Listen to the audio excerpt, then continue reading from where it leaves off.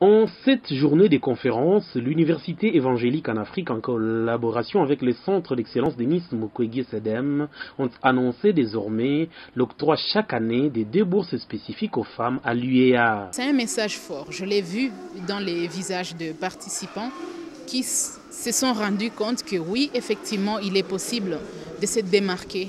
En tant que femme, il est possible de faire mieux. Dans une surprise totale et dans l'émotion, Iragi Munganga des 3e graduats est lauréate de la bourse Nachigera pour avoir été la plus brillante, et Fura Manegabe, inscrite en G1 à l'UEA, est lauréate de la bourse Kimpavita. Elle ne regrette pas son choix, sa scolarité pour cette année est assurée. Je suis très heureuse parce que je ne m'y attendais pas et ceci m'encourage vraiment à travailler dur pour l'année prochaine et essayer d'obtenir la bourse Nachigera. Pour les autres femmes, ne soyez pas arrêtées par les préjugés. Et la bourse Kimpavita pour encourager la finaliste du secondaire qui s'inscrit à l'UEA avec le pourcentage le plus élevé aux ex-États. Une bourse Nachigera en l'honneur de son recteur, le professeur ordinaire Mushagalusa Nachigera, pour son investissement dans la promotion de la femme et sa contribution dans l'augmentation du taux de scolarité des femmes à l'UEA, passant de 272 étudiantes à 1390 à ces jours. Dans cette même conférence, sous le thème Leadership au féminin, est-il possible